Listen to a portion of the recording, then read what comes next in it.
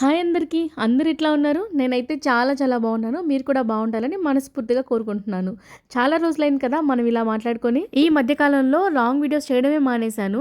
మన సబ్స్క్రైబర్స్ అక్కడక్కడ అడుగుతూ ఉన్నారు లాంగ్ వీడియోస్ పెట్టొచ్చు కదా అనేసి. అప్పుడు నేను చెప్పిన సమాధానం ఏంటంటే మనోళ్ళకి అంతా షార్ట్ అండ్ స్వీట్‌గా ఉండాలి. త్వరగా అయిపోవాలి క్విక్‌గా. ఇలా స్లోగా 10 నిమిషాలు వీడియో పెడితే ఎవ్వరు చూడట్లేదు. అందుకే నేను షార్ట్ పెడుతున్నాను అని అన్నాను. లేదండి ఇక మీ కంటెంట్ బాగుంటుంది. లాంగ్ వీడియోస్ కూడా పెట్టండి. నిదానంగా రీచ్ వస్తుంది అని చెప్పేసి అనేసరికి నాకు కాస్త ధైర్యం, మూపు అన్నీ వచ్చేసి ఒక లాంగ్ వీడియో అయితే చేశాను. చూడాలి ఇంకా. నేనైతే ఇప్పటివరకు బాల్కనీలో చూపించాను కదా! మల్బెర్రీస్ వచ్చినాయి. మీకు మళ్ళీ చూపిస్తాను వాటిని. చాలా అంటే చాలా వచ్చినాయి. చాలా హ్యాపీగా ఉంది నాకు. చాలా సేపు అందుకే ఇవాళ గార్డెన్‌లో స్పెండ్ చేశాను. ఇంకా మా వాళ్ళందరూ ఆఫీసులకి, స్కూళ్ళకి వెళ్ళిపోయిన తర్వాత నాకు అయితే కొన్ని చిన్న చిన్న పనులున్నాయన్నమాట. మా వారికి నాకు ఇక్కడే కొంచెం వస్తుంటది క్లాష్. మా ఇంట్లోనే కాదు ప్రతి ఒక్కరి ఇంట్లో ఇలానే ఉంటదని అనుకుంటున్నాను. ఎందుకంటే మనం సర్దేటిది, మనం క్లీన్ చేసేది ఎవరు చూడరు గానీ, ఏదైనా మెస్సీగా తయారైంటే మాత్రం ఇదేంటి ఇలా ఉంది, ఇదేంటి ఇక్కడ పెట్టావు అనేసి అడుగుతా ఉంటారు. నేను కూడా ఎక్కువ అదే ఫేస్ చేస్తాను. ఎందుకంటే వాళ్ళెవరూ లేని టైంలో ప్రశాంతంగా అన్ని క్లీన్ చేసి పెడతాను. మళ్ళీ తర్వాత పిల్లలొచ్చేసి వాటిని యథావిధిగా గందరగోళం చేసి పెట్టేస్తారు. కానీ మనం చేసింది ఏమీ కనిపించదు. ఇప్పటి వరకు ఏం చేస్తున్నావు, పొద్దున్నుంచి ఏం చేస్తున్నావు, ఖాళీగా ఉన్నావు కదా, ఇది ఇది చేసేయొచ్చు కదా, అది చేసేయొచ్చు కదా అంటారు. కాకపోతే మనం ఆల్రెడీ అవి చేసేసి ఉంటాము. పిల్లలు గందరగోళం చేసేస్తారనేది మాత్రం వాళ్ళు అర్థం చేసుకోరు. ఈ టేబుల్‌నైతే నేను ప్రతిరోజు క్లీన్ చేస్తాను. ప్రతిరోజు చాలా నీట్‌గా సర్ది పెట్టుకుంటాను. కానీ ఎంత మెస్సీగా అవుతదంటే, ఇందాక మీరు చూసారు కదా! ఆల్ ఔటు, విక్స్ ఇంకా చిన్న చిన్నవన్నీ అక్కడే ఉంటాయి. ఇంకా చెప్పాలంటే నేను కూడా మెస్సీయే చేస్తాను. ఎందుకంటే నేను ఏ పనైనా నాకు కంఫర్ట్‌గా ఉంటదని చెప్పేసి ఇక్కడే కూర్చొని టేబుల్ మీద చేసుకుంటాననమాట. ఇందాక చూసారు కదా! ఒక బాటిల్ ఉండింది. అది కూడా అంటే ఒక పెయింటింగ్ గానీ, ఏదైనా వర్క్ కానీ, లేకపోతే వెజిటబుల్ కటింగ్స్ కానీ అన్నీ నేను ఇక్కడే చేసుకుంటాను కాబట్టి ఇది చాలా మెస్సీ అయిపోతది. ప్రతిరోజు క్లీన్ చేస్తూనే ఉంటాను. మళ్ళీ ఈవినింగ్ ఆయనొచ్చేసరికి గందరగోళం అయిపోయి ఉంటది. ఒక్కోసారయితే ఆయన నన్ను అడగలేక తనే క్లీన్ చేసేసుకుంటారు. అప్పుడు అనిపిస్తది అమ్మో! కోపమొచ్చినట్లుంది గదా! చేసేసుకుంటున్నాడు క్లీనింగ్ అనేసి. నేనే మళ్ళీ ఈవినింగ్ తనొచ్చేలోపు చేసి పెడుతూ ఉంటాను. ఓపిక లేని రోజు వదిలేస్తుంటాను. కానీ ఎంత ఓపికున్నా లేకపోయినా ఒక్కోసారి ఎందుకో హస్బెండ్ ఇంటికొస్తున్నారంటే తెలియకుండానే ఓపిక వచ్చేస్తది మనకి. ఆటోమేటిక్‌గా అన్నీ సర్ది పెట్టేస్తాము. అంటే ఇప్పుడు మా ఇంట్లో ఉన్న హెచ్ఎం లాంటి హస్బెండ్స్ ఉంటే మాత్రం తప్పదు. ఓపికున్నా లేకపోయినా లేచి చేయాల్సుంటుంది. పోనీ మనల్ని ఏమన్నా తిట్టేస్తారా, కొట్టేస్తారా చేయకపోతే అంటే అదేమీ ఉండదు. కాకపోతే వాళ్ళే చేసుకుంటారు. అది మనకి కాస్త బాధ అనిపిస్తది. అందుకనే మనం చేసి పెడతాము. నా దగ్గర టేబుల్ రన్నర్స్ లేవనమాట. నేను గ్లాస్ కదా నాకు. అందుకని నేను గ్లాసు త్వరగా తుడిచి తుడిచి అంటే ఎలా అవుతుందంటే ఊసిపోయినట్టుగా అయిపోతది గ్లాసు. అందుకని ఎక్కువగా నేను టేబుల్ మొత్తం కవర్ అయ్యేలాగా తీసుకుంటాను క్లాత్స్ గానీ ఏదైనా. అలా నా దగ్గర అన్నీ ఇట్లా టేబుల్ మొత్తం కవర్ అయ్యే క్లాత్సే ఉన్నాయన్నమాట. అయితే ఏమవుతుందంటే అవేస్తుంటే మనం తినేటప్పుడు ఫుడ్స్ అవి పెట్టి ఆయిల్ అవి దాన్ని పీల్ చేసుకుంటున్నాయి క్లాత్స్‌ని. మళ్ళీ ఆ క్లాత్ మొత్తం క్లీన్ చేయడానికి చాలా కష్టమవుతుంది. ఆయిల్ గానీ, పసుపు మరకలు గానీ, కూర మరకలు తెలిసిందే గదా మనకి. అంత తొందరగా పోవు ఆ స్టెయిన్స్. ఇంకా అలా అవుతుందని జెప్పేసి నేను ఈ టేబుల్ క్లాత్‌ని ఇట్లా టేబుల్ రన్నర్ లాగా అరేంజ్ చేసుకుంటున్నాను. నా దగ్గరున్న వాటిలన్నిటిని అలాగే అరేంజ్ చేస్తున్నాను. అంటే అవి పాడయ్యేంత వరకు వాటినే వాడి ఆ తర్వాత నుంచి టేబుల్ రన్నర్స్ తీసుకుందాము అనేసి.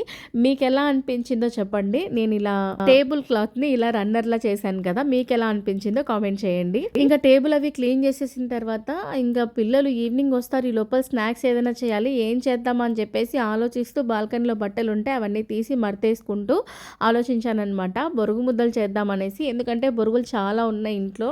ఇంకా ప్లాంట్స్ అన్నీ కూడా నేను బాల్కనీలో తీసేసాను చాలా వరకు. ఎందుకంటే పీజియన్స్ ఎక్కువగా వచ్చేస్తున్నాయి. పీజియన్స్ రాకుండా ఉండాలంటే మొక్కలు కాస్త తగ్గించాలని చెప్పేసి చాలా వరకు తీసేసాను. ఇంకా నా దగ్గర ఇంట్లో అక్కడక్కడ లైవ్ ప్లాంట్స్ ఉంటాయి. ఈ లైవ్ ప్లాంట్స్‌కి నా దగ్గరున్న మనీ ప్లాంట్ కానీ, ఇంకా వేరే వేరే ప్లాంట్స్ కూడా లైవ్ ప్లాంట్స్ ఉంటాయి. వీటికి ఎంతమంది ఫ్యాన్స్ ఉన్నారంటే మన సబ్స్క్రైబర్స్ గానీ, అంటే ఇంకా నా ఫ్రెండ్స్ గానీ, మా రిలేటివ్స్ గానీ చాలా చాలా ఇష్టపడతారు లైవ్ ప్లాంట్స్ ఇంట్లో పెడతానని. ఇంకా మనీ ప్లాంట్ అయితే మాకు వాకిట్లోనే సరిగ్గా రావట్లేదు. నీకు ఇంట్లో ఎలా వస్తుంది అని అడుగుతా ఉంటారు. ఇంట్లో ఏం లేదండి. నేను ప్రతిరోజు వాటరింగ్ అయితే చేయను. వారంలో 2 సార్లే వాటరింగ్ చేస్తాను. వారానికి ఒకసారి మాత్రం ఎండలో పెట్టేస్తాను. రోజంతా ఎండలో ఉంచేసి ఈవినింగ్ అలా తీసుకొచ్చుకుంటాను. ఒక్కోసారి మర్చిపోయి పక్క రోజైనా తీసుకొచ్చి పెట్టుకుంటాను. దానివల్ల నాకు ఈ మనీ ప్లాంట్ ఇలా ఫ్రెష్‌గా బాగా గ్రో అవుతుంది మనీ ప్లాంట్. దానికి ఏదైనా అక్కడక్కడ వాడిపోయిన ఆకులు గానీ, పండిపోయిన ఆకులు గానీ ఉంటే ఎప్పటికప్పుడు తీసేస్తూ ఉంటాను. అంతే, అంతకు మించి ఇంకేం చేయను. దానికి సన్‌లైట్, వాటర్ ప్రాపర్‌గా అందుతున్నాయి కాబట్టి మనీ ప్లాంట్ గానీ, ఏ ప్లాంట్స్ అయినా లైవ్ ప్లాంట్స్ చాలా చక్కగా వస్తాయి. వారానికి ఒకసారి ఎండలో పెడతాను కాబట్టి. నా దగ్గర ఉన్న ఇంట్లో ఉన్న లైవ్ ప్లాంట్స్ అంతా అంతే. వారానికి ఒకసారి సన్‌లైట్ పెడతాను. 2 డేస్‌కి ఒకసారి వాటరింగ్ చేస్తాను. ఇంకా బొరుగు ముద్దలు చేయడానికనేసి బొరుగులు తీసుకున్నాను. 200 గ్రామ్స్ బొరుగులు తీసుకున్నాను. బొరుగులు చాలా ఉన్నాయి. ఇంకా మంత్ ఎండింగ్ కూడా అయిపోతుంది. ఇంకా ఎలాగో పిల్లలకి 4, 5 డేస్ హాలిడేస్ వస్తున్నాయి.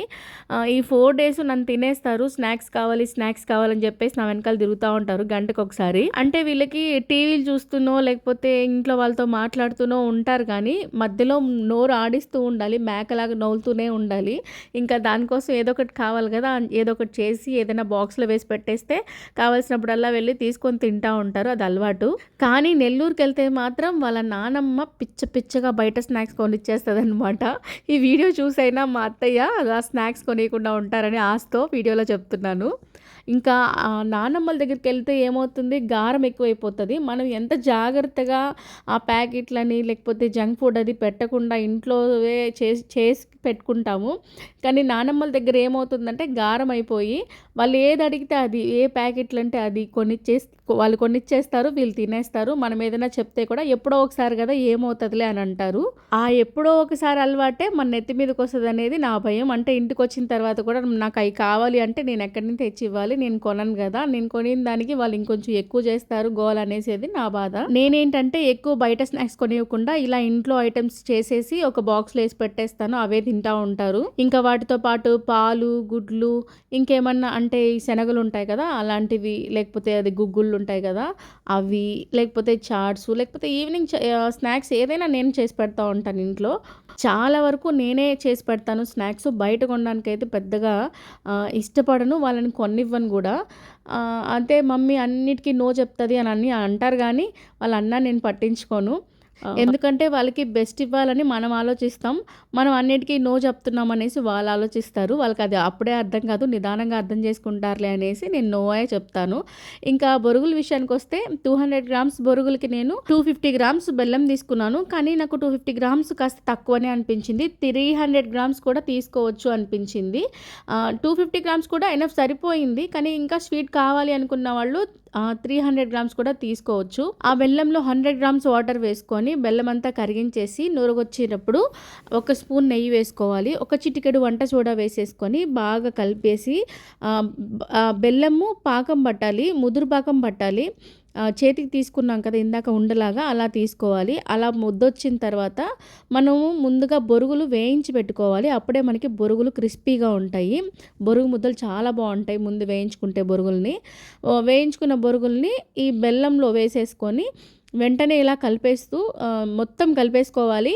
అలాగే గోరువెచ్చగా ఉండంగానే ఉండలు చుట్టేసుకోవాలి, లేకపోతే ఉండలు రావు, రాలిపోతాయి బొరుగులు. అయితే ఇంత క్వాంటిటీలో చేసినప్పుడు మనకి వెంటనే మనం చుట్టలేం కాబట్టి అడుగుండేదంతా మనకి ఆరిపోతుంది. మనం లోపల ఇంకా కలిపే కొద్దీ ఏమవుతుందంటే బొరుగులు రాలిపోతూ ఉంటాయి. అప్పుడు ఏం చేయడం అంటే స్టవ్ ఆన్ చేసుకొని లో ఫ్లేమ్లో పెట్టుకొని అది గోరువెచ్చగా అవుతున్నప్పుడు ఇంకా మిగతావి కూడా చుట్టేసుకోవాలన్నమాట. ఇక్కడ చూపిస్తున్నట్లు నాకు కొద్దిగా ఆరిపోయింది. మళ్ళీ కాస్త లైట్గా వేడి చేసేసి మళ్ళీ బొరుగులు ముద్దలు చుట్టేస్తున్నాను. అంతే, చాలా చాలా చాలా ఈజీగా అయిపోతాయండి. మా నెల్లూరులో చాలా స్పెషల్ ఈ బొరుగు ముద్దలు. చిన్నప్పుడైతే పిచ్చగా తినేవాళ్ళము, ఇప్పుడు అక్కడక్కడ దొరుకుతున్నాయి. కాకపోతే ఏంటంటే ఇక్కడ నేను చేసిన బొరుగు ముద్దలు తెల్లగా ఉన్నాయి. ఎందుకంటే ఇక్కడ బెల్లము చాలా తెల్లగా ఉంది. నెల్లూరులో అయితే అట్లా కాదు, బొరుగు ముద్దలు భలే కలర్ ఉంటాయి, చాలా బాగుంటాయి, గోల్డెన్ కలర్లో ఉంటాయి. కానీ టేస్ట్ మాత్రం ఏ మాత్రం తగ్గలేదండి. మా వాళ్ళకి భలే నచ్చేసాయి. ఒక్కొక్కరు 2 తినేస్తున్నారు ట్రిప్కి. ఎన్ని తిన్నా సరిపోవు అనమాట, అంత బాగుంటాయి. మీరు కూడా ఒకసారి ట్రై చేయండి. ఎలా వచ్చిందో కామెంట్ చేయండి. అలాగే మన లాంగ్ వీడియోస్ కూడా ఆదరిస్తారని కోరుకుంటూ మీతో నెల్లూరు అమ్మాయి.